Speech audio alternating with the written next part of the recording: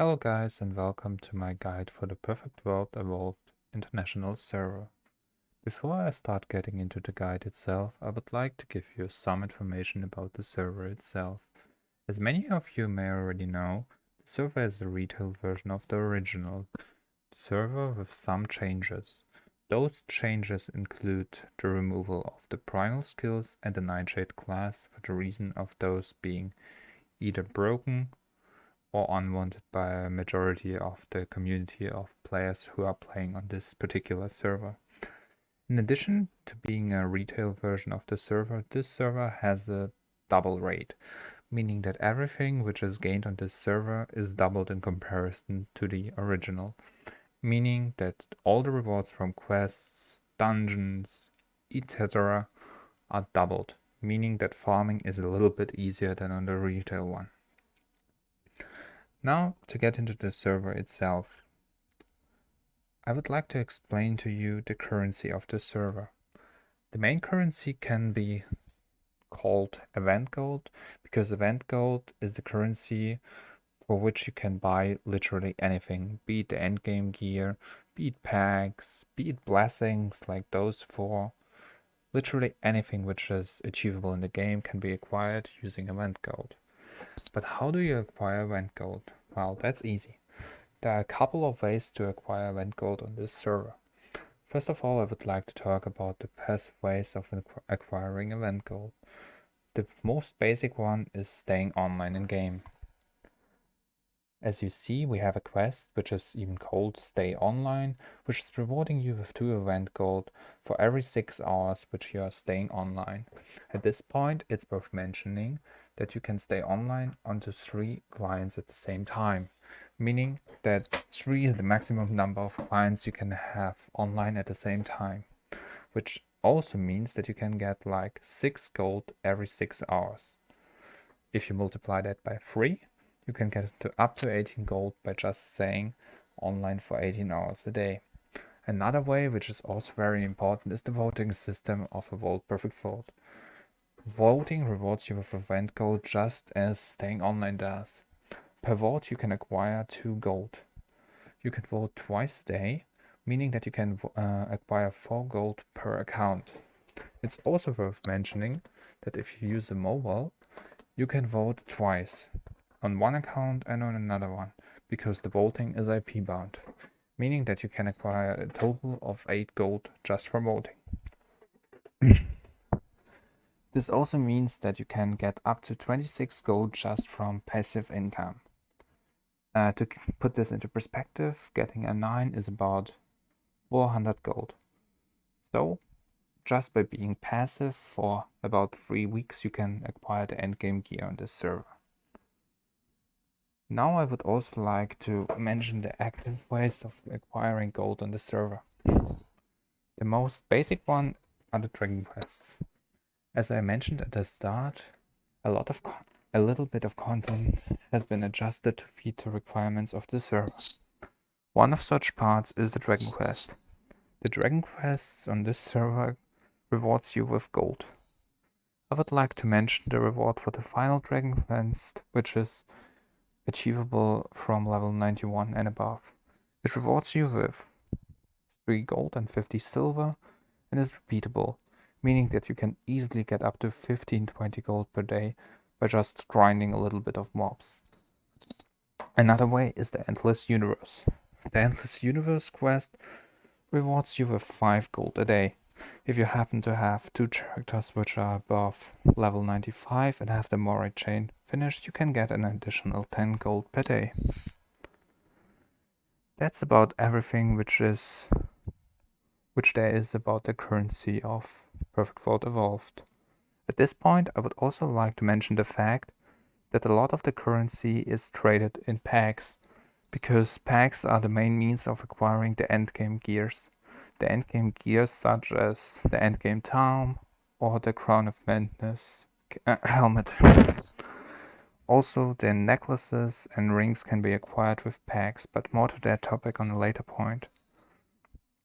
Now I would like to talk about the leveling system in this game. Basically, the leveling system is similar to the leveling system on the retail server. The difference is that leveling here is a little bit easier because the rates are doubled. I would highly recommend to you that you would just do all the main quests which are available at the Find Quest locator. Basically, the thing you have to watch out for is that you do the quests which reward you with the double XP. Not with the double XP, but with the most experience in comparison to the others.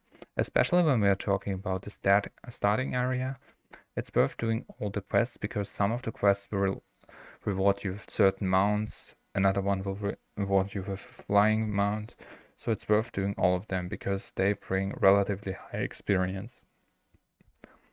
In addition to doing the basic quests, you have the cultivational quest, which will appear every 10 levels and sometimes in between. You always have to do the cultivational quests in order for you to be capable of learning all the skills for the higher levels. Also, it's worth mentioning that those quests reward you with significant experience and spirit. Now to move on. Once you leave the starting area, you will appear in the main map.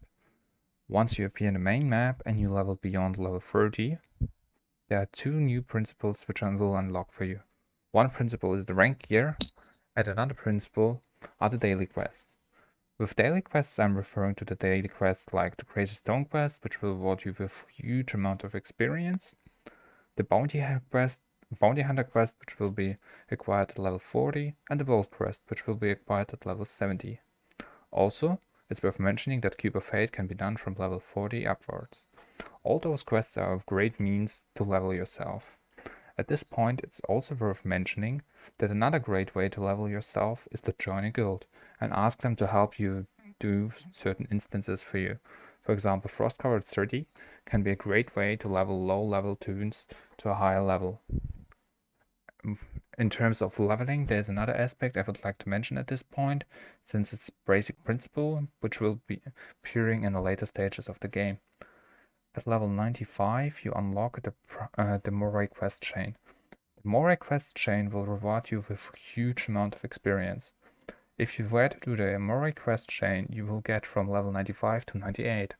Also, only doing the Moray quest chain till the end will make you capable of doing the Endless Universe, which, as we've said before, is a great way of acquiring gold. Now I would like to talk about gear.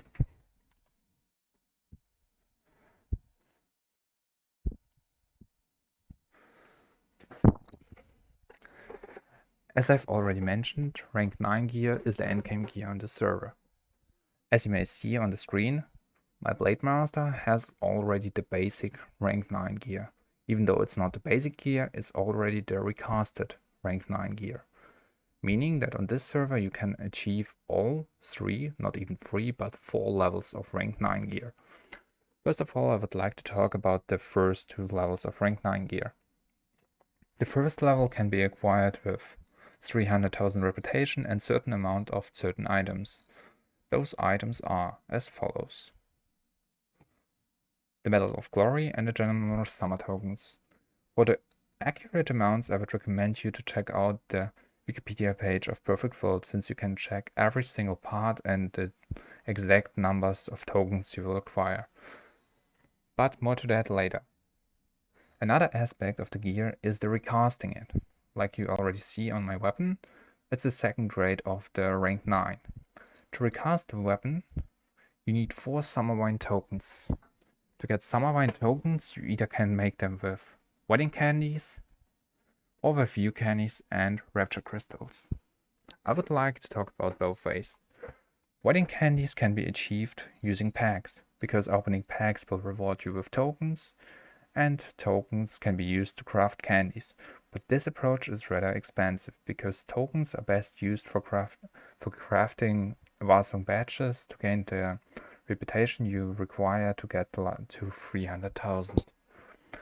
The way I would recommend is going with Uncanny crystals and Rapture crystals. But how do you gain them? Well, at this point it's worth talking about the events which occur on certain days of the week.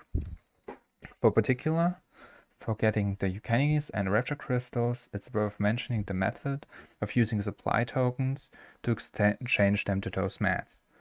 To gain supply tokens, you can either do the bounty hunter quests, which will reward you with some amount of supply tokens depending on the level you're on, or the best way would be either the Nation War or the Sunset Valley.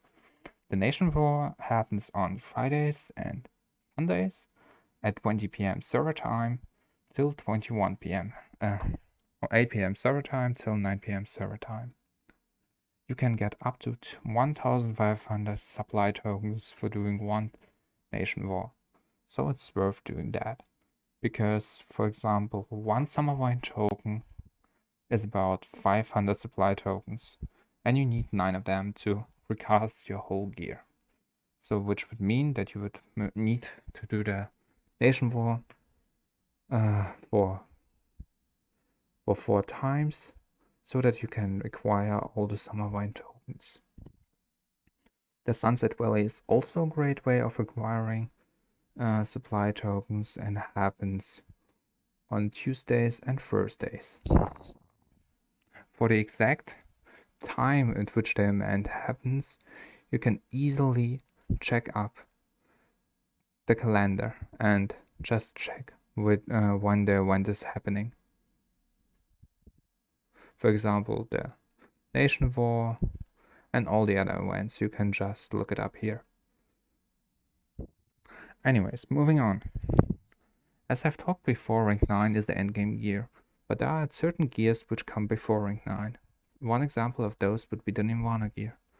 At this point, it's also worth mentioning that to acquire those gears, it's really worth joining a faction, because as I've mentioned before, a faction can help you out with a lot of things, and acquiring Nirvana Gear is just one of them. Nirvana Gear will help you to pass the period of time at which you will have access to the rank 9 gear. For example, at my particular BM, I still don't have the final rank 9 gear, so I'm using App's gear in combination with the Nirvana Gear, which I farmed with the help of my guild.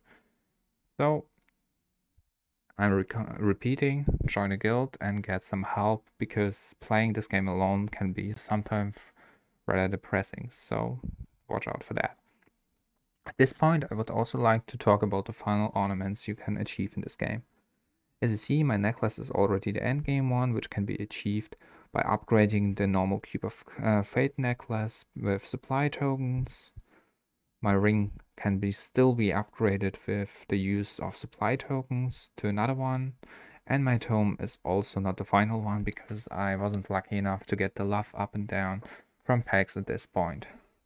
Also at this point, I would like to talk about packs, because packs are also a very important aspect of the game, because packs are giving you access to the endgame gear. Endgame gears such as the Crown of Madness, the endgame tome, and many more. For example, the shards which can be put into the gear.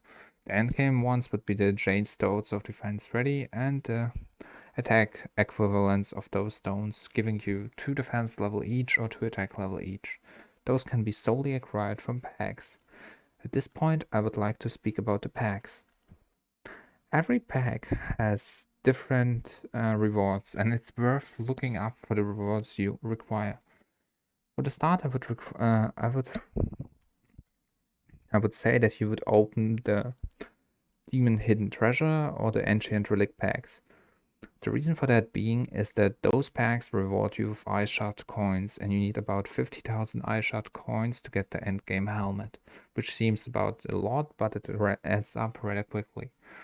In addition to that, those packs will reward you with some sort of random reward, which can be tokens, and those tokens can be used to gain access to reputations. So you have to decide for yourself what you're gonna do first, whether you're gonna open packs, whether you're gonna stack your gold for the rank 9 gear.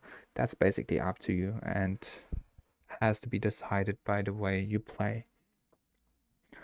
At this point, I would like to say that this server also includes the homestead and all other aspects of the game which have been introduced with 1.5. Also, we are coming to the end of this tutorial by now, because I've already said everything which could be said. Obviously, I couldn't say everything because Saying everything in one video would be just too much and simply not possible because the amount of the game and information linked to it is just immense, and it's not possible to get everything together at one point. So at this point, I would finally mention again, try joining a guild. Pick a guild which is active in your time zone and ask them for help when you require it. Also, you can find a lot of people who are a Valve supporter on the server and ask them for at any given point, since those people help newcomers and basically will tell you everything you ask them. So, I hope this guide was helpful to you, and we will see each other in game.